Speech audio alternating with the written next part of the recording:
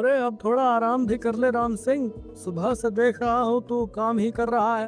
वो क्या है ना सुरेश, जल्दी ही बारिश का मौसम आने वाला है, बस उसी की तैयारी कर रहा हूँ भाई। अगर समय से तैयारी कर लूंगा तो बारिश का मौसम अच्छे से निकल जाएगा। हाँ ये बात तो ठीक है राम सिंह, पर तुझे जो है अपने शरीर को थोड़ा बहुत आराम भी तो देना चाहिए ना भाई। तू सुबह जल्दी खेतों पर आ जाता है और शाम को देर से जाता है। तू बोल तो सही रहा है, लेकिन मेरे ऊपर बहुत सी जिम्मेदारियां हैं। अगर मैं आराम करूंगा तो मेरा घर कैसे चलेगा। राम सिंह इतना बोल रहा होता है, तभी उसके सीने में बहुत तेज दर्द उठता है। ए भाई ये क्या हो गया राम सिंह तुझे? राम सिंह बेहोश होकर वहीं गिर जाता है। अरे ये राम सिंह को क्या हो गया? फिर सुरेश राम सिंह को अस्पताल ले जाता है।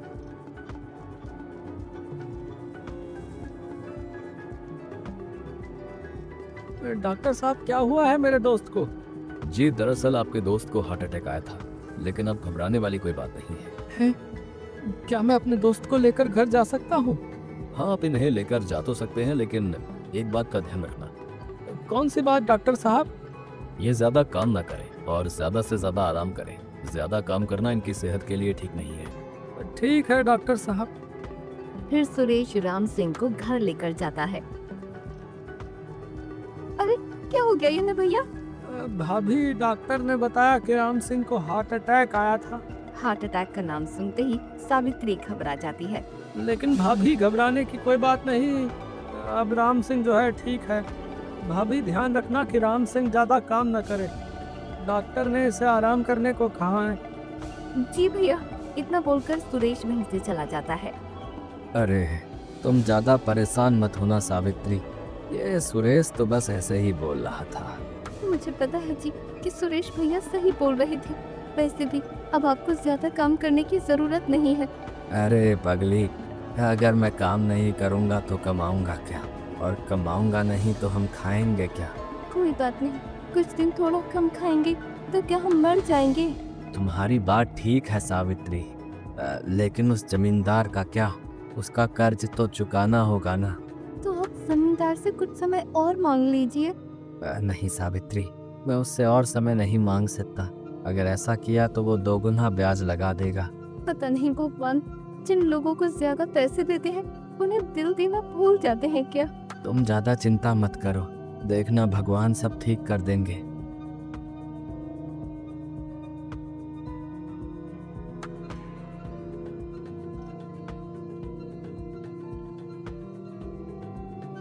अच्छा सावित्री, अब मैं चलता हूँ। सुनिए जी, ज्यादा नहीं, कम से कम आज तो आराम कर लीजिए, कल से चले जाना। ये देखो सावित्री। तभी राम सिंह सावित्री को एक पोटली दिखाता है। इस पोटली में क्या है जी? सावित्री, इस पोटली के अंदर मेरी आखिरी उम्मीद है। जी मैं कुछ समझी नहीं। इसके अंदर बीज है और मेरी यही आखिरी जमा पूंजी बची है। अगर भगवान ने चाहा तो इन चीजों से होने वाली फसल के बाद हम उस जमींदार के कर्ज से मुक्त हो जाएंगे। आप इतनी मेहनत कर रहे हो, देखना भगवान हमारी मदद जरूर करेंगे। ठीक है सावित्री, अब मैं चलता हूँ। इतना बोलकर राम सिंह खेतों की ओर चल देता है। रास्ते में राम सिंह देखता है वालनचासी आदमी एक गांव वाले की बड़ी बेरहमी से पिकआउट कर रहे होते हैं। अरे अरे रुक जाओ तुम लोग, ऐसे क्यों मार रहे हो? इसने मुझसे ब्याज पर पैसे उधार लिए थे और अभी मेरा ब्याज देने से मना कर रहा है। अरे अरे मुझे बचा लो भाई, नहीं तो ये जमींदार के आदमी आज मेरी जान लेकर ही छोड़ेंगे। पर तुमने जमींदार जी के पैसे क्यों नहीं लौटाए? अरे नहीं भाई, अरे मैंने जमींदार जी के पैसे लौटा दिए हैं, जमींदार जी झूठ बोल रहे हैं। तो कौड़ी के मजदूर, तेरी ये औकात कि तू मुझे झूठा कहे। अरे पहलवानों, देखते क्या हो, जान से मार दो इसे साले को। अरे रुक जाओ भाई, कोई नहीं मारेगा इसे। देख राम सिंह, तो बीच में मता, नहीं तो इसके साथ साथ तू भी मारा जाएगा। जमींदार इतना बोल ही रहा होता है कि तभी वहाँ से गांव का मुखिया फूलचंद गुजर रहा होता है। भवानी दास, यहाँ पर क्या हो रहा है भाई? और सुनील की ये हालत किसने की? मुखिया को देखकर भवानी दास डर जाता है। कुछ नहीं मुखिया जी। मैं बताता हूँ मुखिया जी, सुनील की ऐसी हालत किसने की है। फिर राम सिंह मुखिया को सारी बात बताता है। भवानी दास, लगता है तू सुधरेगा नहीं। मैंने तुझे पहले भी कई बार चेतावनी दी है, लगता है तुझे इस बार गांव से बाहर निकालना ही पड़ेगा। मुखिया की बात सुनकर जमींदार डर जाता है। अब मुझे माफ कर दीजिए मुखिया जी, आगे से मैं ऐसी गलती नहीं करूंगा। कृपया मुझे एक आखिरी मौका दीजिए। अगर तुझे माफी मांगनी है तो सुनील से मांग, गांव वालों से मांग, तू जिन पर इतना जुल्म करता है। अब सुनील मुझे माफ कर दो भाई, मुझसे गलती हो गई। भवानी दास, ये तेरे लिए आखिरी मौका था। अगर अगली बार तूने ऐसा कुछ किया तो तुझे गांव के बाहर नहीं सीधे हवालात भेज दिया जाएगा, बता रहा हूँ। जी जी मुखिया जी, मैं आगे से कोई ऐसी गलती नहीं करूंगा। फिर मुखिया वहाँ से चला जाता है।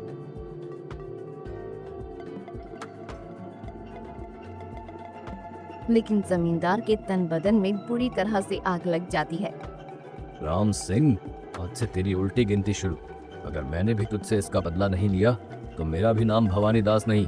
इतना सोचकर भवानी दास गुस्से से वहाँ से चला जाता है और राम सिंह भी अपने खेतों पर चला जाता है।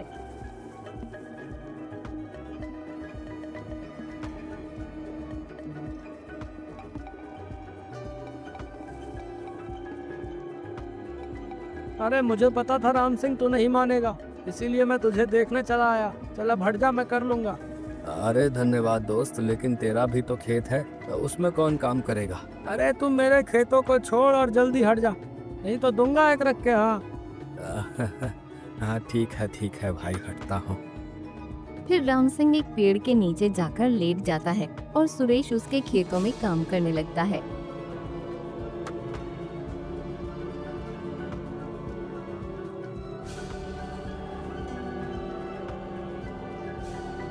चल राम सिंह, अब मैं चलता हूँ। अच्छा ठीक है दोस्त, तुम्हारा बहुत बहुत धन्यवाद। फिर दोनों अपने अपने घर चले जाते हैं। आज आपका दिन कैसा गया जी? आपको काम करने में कोई परेशानी तो नहीं हुई ना? नहीं सावित्री, मुझे कोई परेशानी नहीं हुई। भगवान ने हमें भले ही गरीब बनाया हो, लेकिन उन्होंने मुझे सुरेश के जैसा एक अनमोल दोस्त दिया है। जी मैं कुछ समझी नहीं। आज सुबह जब मैं खेत में काम कर रहा था तब मेरे पास सुरेश आया था। फिर राम सिंह सावित्री को सारी बात बताता है। आपने सही कहा जी, एक गरीब को सिर्फ दूसरा गरीब ही समझ सकता है। देखना सावित्री, इस बार मुझे पूरी उम्मीद है कि हमारी फसल पहले से भी अच्छी होगी।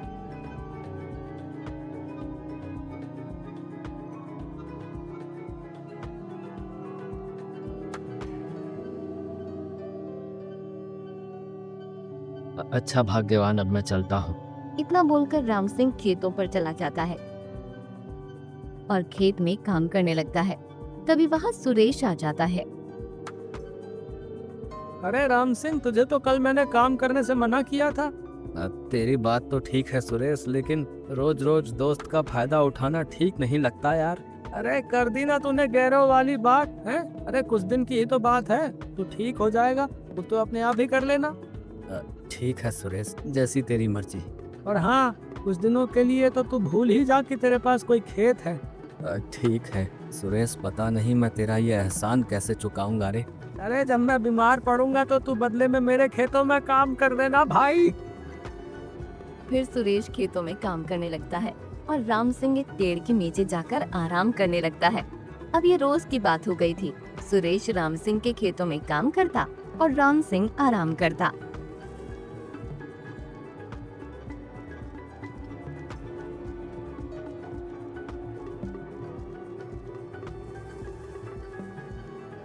एक दिन राम सिंह खेत पर जाता है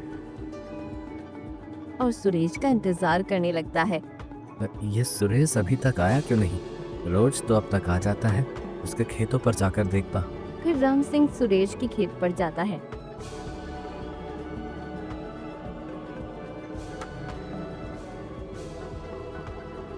पर उसे वहाँ सुरेश नजर नहीं आता। फिर वो एक व्यक्ति से पूछता है, सुनो भाई। हाँ भाई बोलो। अरे आज सुरेश नहीं आया क्या काम करने? अरे भाई वो बेचारा टूटे पैर से कैसे आएगा खेत में? क्या उसका पैर टूट गया है? कैसे? अरे भाई कल रात किसी आवारा सांड ने उसे जोरदार टक्कर मार दी और उसका पैर तोड़ दिया। गांव वाले की ये बात सुनते ही राम सिंह को बहुत दुख होता है और वो भागता हुआ सुरेश के घर जाता है। अरे सुरेश, अब कैसे है तेरे पैर? अरे मेरा पैर तो ठीक है भाई, तू ज्यादा फिक्र मत कर। अरे क्यों ना करो फिक्र, मेरा एक ही तो दोस्त है और तूने मुझे खबर क्यों नहीं की? अरे मैं तुझे परेशान नहीं करना चाहता था यार। अरे इसमें परेशानी कैसी? एक दोस्त दूसरे दोस्त की सहायता नहीं करेगा तो कौन करेगा? तेरी बात तो ठीक है, लेकिन मुझे माफ करना राम सिंह। अब मैं यार तेरे खेतों में काम नहीं कर पाऊंगा, क्योंकि डॉक्टर ने मुझसे कहा है कि मेरे पैरों को ठीक होने में कम से कम 1 महीने का समय लगेगा। अरे नहीं सुरेश, तुझे माफी मांगने की कोई जरूरत नहीं है। मैं तेरी परेशानी समझता हूँ। चल अब तू जाकर अपने खेतों में काम कर ले। मैं ठीक हूँ, जल्दी ही बारिश का मौसम आने वाला है। इस बार भगवान ने चाहा तो देखना पूरे गांव में सबसे अच्छी फसल तेरी ही होगी। हाँ, पर तुझे इस हाल में छोड़कर कैसे जाऊं रे? अरे तुम मेरी फिक्र मत कर यार, मैं ठीक हूँ। ठीक है सुरेश, जैसी तेरी मर्जी, लेकिन तुझे किसी भी चीज की जरूरत हो तो मुझे बता देना। इतना बोलकर राम सिंह अपने खेत पर वापस आ जाता है और काम करने लगता है।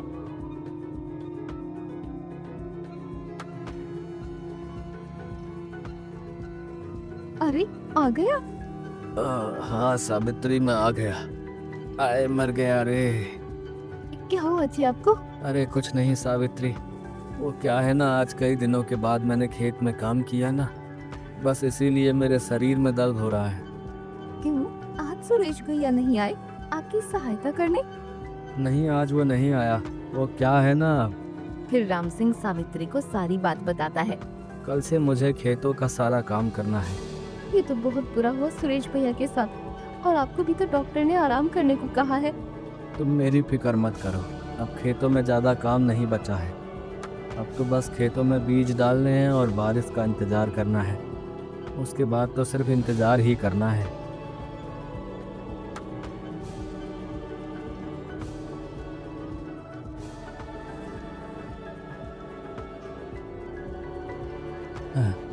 चलो, आज भगवान की दया से मेरे खेत का सारा काम हो गया। अब बस जल्दी ही बारिश आ जाए। फिर राम सिंह अपने घर आ जाता है। अरे आज आप इतनी जल्दी आ गए? हाँ भाग्यवान, आज खेत का सारा काम खत्म हो गया। अब बस आराम और बारिश का इंतजार करना है। क्या हुआ जी, आप ऐसे निराश क्यों बैठे हैं? मेरे समझ में नहीं आ रहा है कि अभी तक बारिश क्यों नहीं पड़ी। नहीं तो हर साल इस समय तक तो बारिश हो जाती है। आप ज्यादा परेशान मत होइए जी, देखना 1-2 दिन में बारिश आ जाएगी। हाँ, तुम सही कह रही हो। शायद मैं ही ज़्यादा जल्दी कर रहा हूँ। मुझे कुछ दिन और रुक जाना चाहिए। सावित्री, लगता है इस साल शायद बारिश नहीं होगी।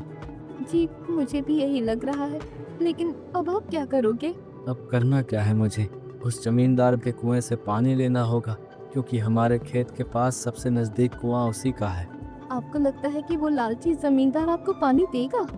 ये तो मैं नहीं कह सकता, ये तो उसके पास ही जाकर पता चलेगा। इतना बोलकर राम सिंह भवानी दास के घर जाता है। नमस्ते जमींदार जी। जमींदार जैसे ही राम सिंह को देखता है, उसका खून खौल उठता है। नमस्ते नमस्ते, क्या लेने आया रे तू यहाँ? जमींदार जी, दरअसल इस साल हमारे गांव में बारिश नहीं हुई है। तो इसमें मैं क्या करूं, नहीं हुई तो? जी, अगर आप मुझे अपने कुएं से पानी लेने की अनुमति दें तो आपका मुझ पर बड़ा उपकार होगा। आज मेरे पास इस राम सिंह से उस दिन का बदला लेने का अच्छा मौका है। नहीं, मैं तुझे अपने कुएं से पानी नहीं भरने दूंगा। चल भाग यहाँ से। जमींदार की ये बात सुनते ही राम सिंह घबरा जाता है। नहीं जमींदार जी, ऐसा मत कीजिए। अगर आप मुझे पानी दे देंगे तो इस बार की फसल से मैं आपका सारा कर्ज चुका दूंगा। मैंने एक बार मना कर दिया तो कर दिया, समझा? तो यहाँ से जाता है, अभी अपने पहलवानों से तेरे हाथ पैर तोड़वाऊं। राम सिंह आंखों में आंसू लिए चुपचाप वहाँ से चला जाता है और अपने घर पर आ जाता है। क्या हुआ जी, जमींदार पानी के लिए माना कि नहीं? नहीं सावित्री, उसने पानी देने से मना कर दिया। अब क्या होगा जी? अब तो एक ही रास्ता बचा है। कौन सा रास्ता जी? अब मुझे दूर नदी से पानी लाना होगा। लेकिन आप इतनी दूर से पानी लाएंगे कैसे? बाल्टियों से। लेकिन बाल्टियों से तो कुछ भी नहीं होगा, इतने बड़े खेत का। अब मेरे पास यही आखिरी रास्ता बचा है, क्योंकि इस बार की फसल मेरी आखिरी उम्मीद है।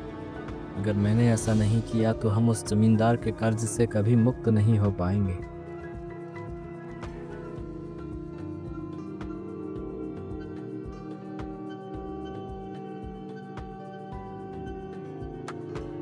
राम सिंह रोज सुबह जाता और नदी से बाल्टियों में पानी भरकर लाता और अपने खेतों में डाल देता।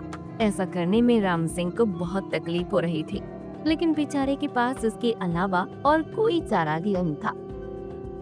आहा, पता नहीं आज मेरे सीने में सुबह से ही दर्द क्यों हो रहा है। फिर भी राम सिंह वापस अपने काम में लग जाता है। चलो अब घर जाने का समय हो गया है, अब घर जाकर थोड़ा आराम करूंगा। तभी राम सिंह को सीने में बहुत तेज दर्द होने लगता है और वो कराहते हुए जमीन पर गिर पड़ता है।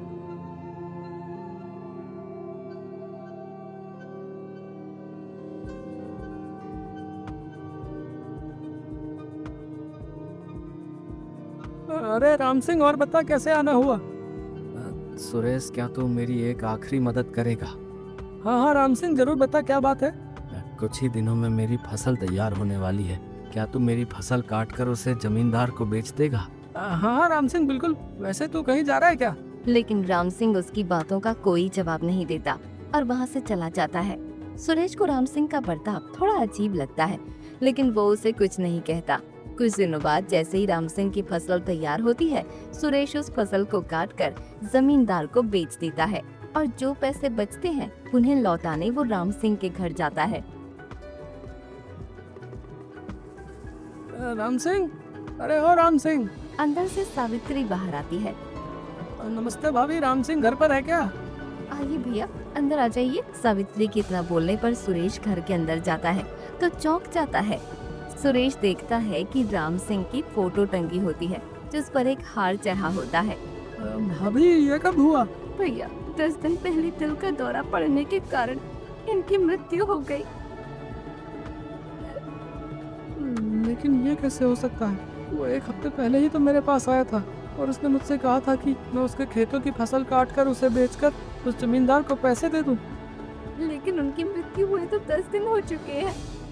मैं अब सब समझ गया, लेकिन भाभी, राम सिंह के साथ ऐसा क्या हुआ कि उसके साथ ये सब हो गया? फिर सावित्री सुरेश को सारी बात बताती है। डॉक्टर ने बताया कि ज्यादा काम करने के कारण उन्हें दिल का दौरा पड़ा, जिसके कारण उनकी मृत्यु हो गई।